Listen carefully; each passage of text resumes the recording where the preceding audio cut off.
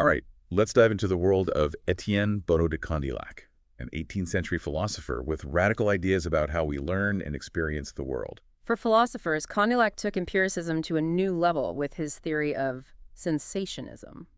Okay, sensationism, for those of us who might not be philosophy experts, break that down a bit. Yeah. What's so radical about saying our senses are important? Don't we all kind of know that? Well, Condillac goes way beyond just saying senses are important. He claims we're the foundation of everything we know, and even who we are. We're not born with innate ideas or knowledge. Our minds are like blank slates. It's the constant flow of sensations that writes our understanding of the world onto those slates. So no pre-programmed software in the brain, just pure sensory input shaping us from the very beginning. That's a pretty bold claim. It is, and Condillac doesn't stop there. He argues that even our emotions and desires, things we think of as deeply internal, are actually developed from the pleasure and pain we associate with different sensations. So even something as complex as love, according to Condillac, ultimately boils down to physical sensations and our reactions to them. I can see how that would be a game changer for how we view human nature. Absolutely. It really challenges the traditional mind-body dualism that was so prevalent in philosophy at the time. Now, Condillac wasn't just interested in the psychological aspects of sensation. He was also delving into some pretty deep metaphysical territory. Absolutely. He goes beyond describing how sensations work to exploring the nature of the mind itself. He argued that the mind is an immaterial substance. Hold on. Immaterial. Doesn't that contradict his idea that everything comes from physical sensations? That's where it gets really interesting, and where Condillac's philosophical chops really come into play. He's not saying the mind is physical, like our bodies. He's saying it's a separate kind of entity, but one that's shaped and molded by the physical sensations it receives. So for Condillac, the mind is kind of like software that runs on the hardware of the body. The software itself isn't physical, but it needs that hardware to function and to be shaped by the input it receives. That's a great analogy. It captures the essence of Condillac's view. And to illustrate this idea more concretely, he came up with his famous thought experiment, the statue. Ah, yes, Condillac's statue. This is where things start to get really mind-bending. So walk us through it. What's the setup here? Imagine a statue completely lifeless, devoid of any senses. Now imagine we gradually animate it by giving it one sense at a time. Okay, I'm picturing this statue cold and lifeless. What's the first sense it gets? Condillac starts with the sense of smell.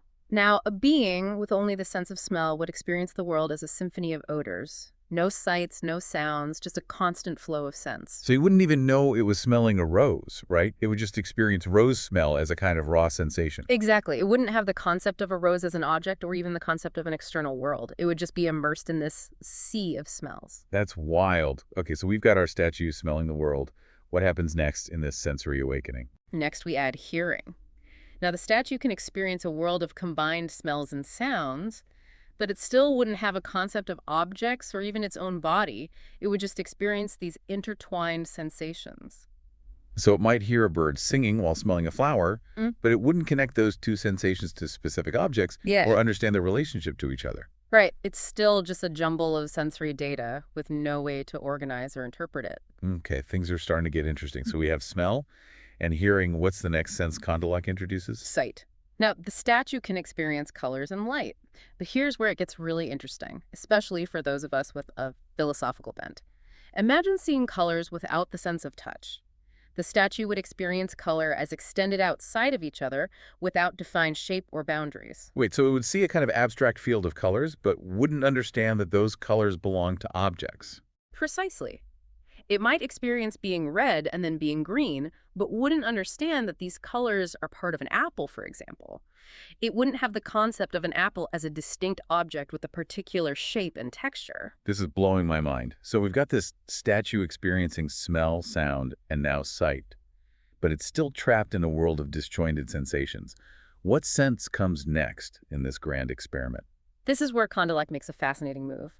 He argues that touch is the sense that truly unlocks our understanding of the world.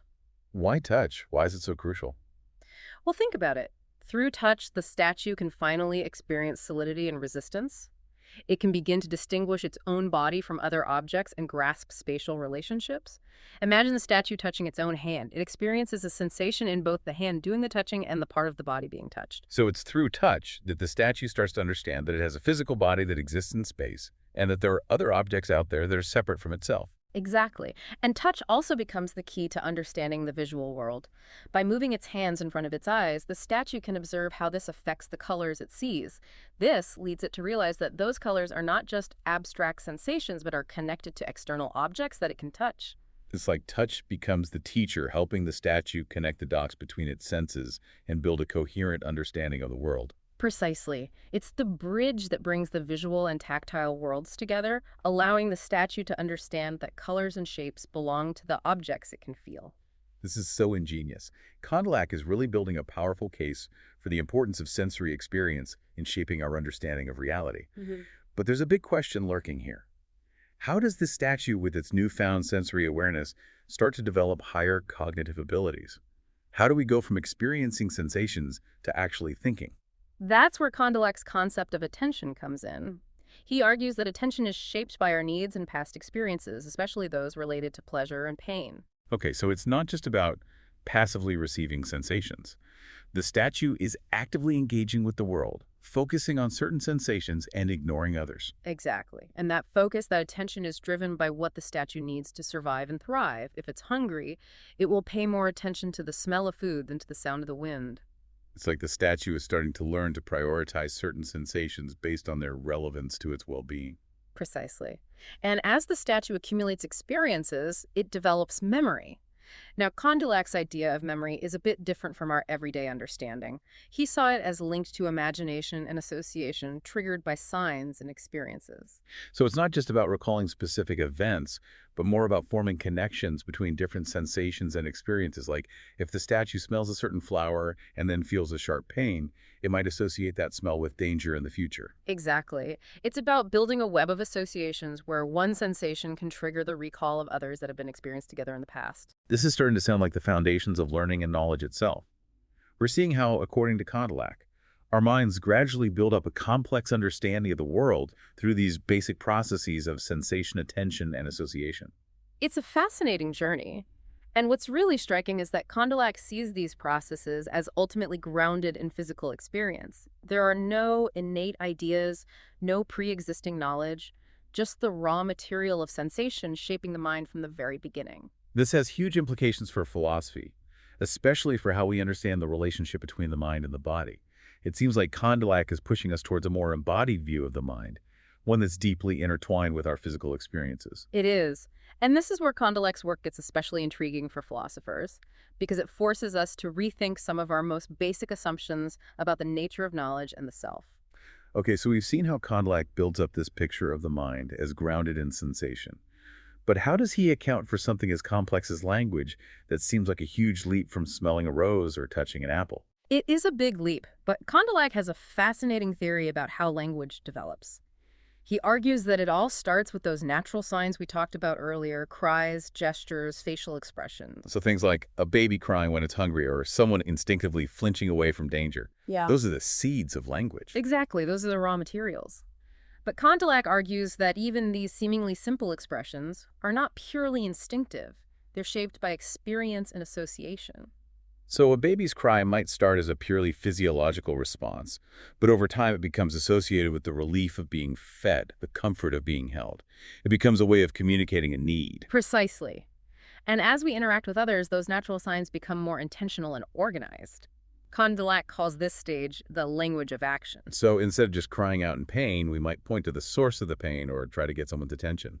Right. It becomes less about instinctual expression and more about deliberate communication, using gestures and expressions to convey specific meanings. And this language of action, according to Condillac, is the stepping stone to spoken language. Exactly. As we get better at communicating through action, we start to develop more complex signs, leading to the emergence of spoken words and eventually written language. This is an incredible journey he's outlining, from basic sensations to the development of this incredibly powerful tool that shapes so much of our human experience. And it's a journey that highlights the crucial role of social interaction in Condillac's theory. Language is not something that develops in isolation. It emerges from our need to communicate with each other, to share our experiences, and coordinate our actions. So for Condillac, language is both a product of our social nature and a driving force in shaping that social nature. Yeah. It allows us to form communities, build cultures, and pass on knowledge from one generation to the next. Precisely. It becomes a key factor in what distinguishes us from other animals. Okay, speaking of animals, that brings up an interesting question. Where does Condillac draw the line between human and animal minds? Does he believe animals can think? That's a question that really gets to the heart of Condillac's philosophy, and it's a question that continues to be debated by philosophers and scientists today. Condillac acknowledges that animals have the capacity for basic reflection and habit formation. They can learn from experience and adapt their behavior. So they're not just mindless automatons reacting to stimuli? No, not at all. But Condillac does see limitations in animal minds. He argues that they're primarily driven by their immediate needs and sensory capabilities, particularly the sense of touch. So while a dog might learn to avoid a certain area where it's been shocked, it wouldn't necessarily be able to understand the concept of electricity or danger in a broader sense. Right. Condillac attributes the unique capabilities of humans, things like morality, abstract reasoning, and knowledge of God, to our advanced language skills and our capacity for reflection. So it's language that really sets us apart and allows us to develop these higher cognitive abilities? For Condillac, language is the key that unlocks those higher levels of thought. He sees it as both a tool for analyzing ideas and a driving force behind the progress of arts and civilization. This is fascinating stuff. It's like Condillac is giving us a whole new way of understanding what it means to be human, how our minds work, and how we make sense of the world around us. He is. And his ideas have had a profound impact on fields ranging from psychology to linguistics to education. It's amazing to think that these ideas, which we're discussing today, as if they were cutting edge, were actually developed centuries ago. It's a testament to Condillac's enduring relevance and the power of his philosophical insights. Absolutely. He was a true pioneer in understanding the mind and the human experience. Now, before we move on to Condillac's surprisingly modern views on economics, I want to circle back to something we discussed earlier, the immateriality of the soul. We talked about how Condillac believes the mind is a separate, non-physical substance. But does that mean he also believed in the immortality of the soul? That's a great question, and one that Condillac grapples with directly. While he argued for the immateriality of the soul, he didn't see it as automatically guaranteeing immortality. Wait, what? So he believed in a soul that could die? It's not that simple. Condillac believed that the soul's immortality is tied to our capacity for moral understanding. Moral understanding. How so? He argues that as humans develop in society, we come to understand moral laws, the rules that govern right and wrong behavior. And he believed that this moral understanding allows us to grasp the concept of God as the ultimate source of justice. So morality leads us to God. In a way, yes. Condillac believed that our ability to grasp moral concepts elevates us above animals and makes us worthy of divine justice.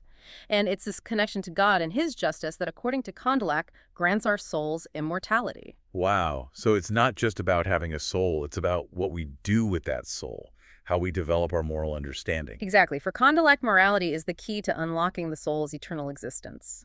That's a pretty heavy concept to wrap our heads around, but it's also incredibly thought-provoking. It's just that our actions in this life have profound implications for our souls beyond our earthly existence. Now, I know you mentioned Condillac also had some interesting things to say about economics, and this is where he gets surprisingly modern, right? He really does. In fact, his work on economics predates Adam Smith's famous Wealth of Nations. Really? So he was ahead of his time in this area as well. What were some of his key economic ideas? Well, Condillac viewed value as determined by two key factors, utility and scarcity. This means that a good is valuable based on how useful it is and how readily available it is.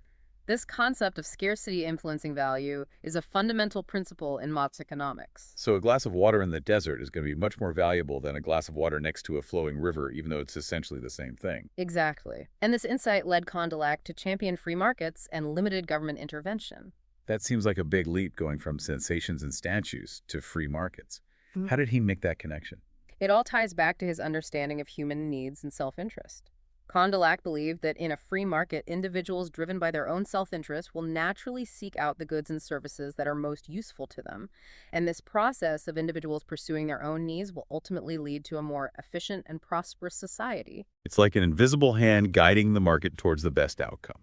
That's the idea. And Condillac argued that government intervention, things like price controls or excessive taxation, actually disrupt this natural process and ultimately harm the overall economy. This is sounding very familiar to modern economic thought. It's incredible how Condillac was able to anticipate these ideas centuries before they became mainstream.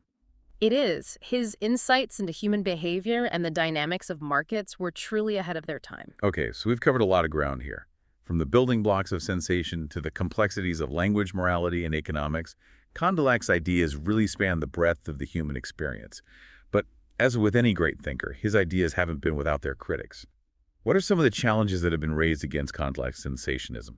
Well, one of the most common criticisms is the accusation of idealism. Okay, idealism. Refresh my memory on what exactly that means in this context. Idealism, in this philosophical sense, questions the existence of an external world independent of our minds. The critics are saying that if all we ever experience are our own sensations, how can we be sure there's actually a real world out there causing those sensations? So it's like the classic brain in a vat problem. How do we know we're not just a disembodied brain being fed sensory information? Exactly. And this is a valid challenge to any philosophy that emphasizes the primacy of sensory experience. If everything is built on our subjective experiences, how do we know we're not just living in a world of our own making? So how did Condillac respond to this criticism? Did he have a defense against this kind of skeptical attack? He did, and it's really interesting how Condillac connected these ideas to his overall philosophy. Yeah, I'm curious about that too. How does a theory about how our senses work lead to ideas about economics? Well, Condillac believed that our desires and needs are ultimately rooted in those physical sensations we were talking about earlier. So we desire things because they make us feel good on some level. Exactly, and those desires drive our economic choices. We seek out things that satisfy our needs and give us pleasure. That makes sense. But what about the idea of scarcity? How does that fit into Condillac's view? Condillac argued that scarcity plays a key role in determining value. If something is rare or difficult to obtain, we tend to desire it more, and we're willing to pay a higher price for it. So it's like the old saying, the grass is always greener on the other side. Yeah. We want what we can't have. Precisely. And Condillac believed that this principle of scarcity has profound implications for how we understand markets and economic behavior. I'm sensing he's about to make an argument for free markets. You're right. Condillac was a strong advocate for free markets and limited government intervention. He believed that individuals driven by their own self-interest are best equipped to make economic decisions. So in his view, the government should stay out of the market as much as possible. He argued that government interference distorts prices, creates shortages, and ultimately harms the economy. I see the connection now. He's applying his ideas about sensation and desire to the realm of economics. Exactly. He's suggesting that the same principles that govern our individual choices also operate at the level of the market. This is fascinating stuff. Like, Condillac is giving us a whole new way of thinking about not just the mind, but also the way societies function. He was a truly interdisciplinary thinker. Huh. His ideas about sensation have implications for everything from psychology to economics to political philosophy. Well, I think we've covered a lot of ground today. We've explored Condillac's ideas about sensation, attention, memory language, morality, and even economics. It's been an incredible journey through the mind of one of the most original and influential thinkers of the 18th century. It's amazing how relevant his ideas still are today. He was grappling with questions that we're still trying to answer. Absolutely. And I think that's a testament to the power of philosophy, to challenge our assumptions, to make us think differently about the world, and to help us understand ourselves a little bit better. I couldn't agree more, and I hope our listeners will be inspired to explore Condillac's work for themselves. It's a journey worth taking. And on that note, we'll wrap up our deep dive into the fascinating world of Etienne Bonnot de Condillac. We hope you've enjoyed this exploration of his ideas and that you'll continue to ponder the big questions that he raised. Remember, the pursuit of knowledge is a lifelong journey, and Condillac's work is a valuable guide along the way.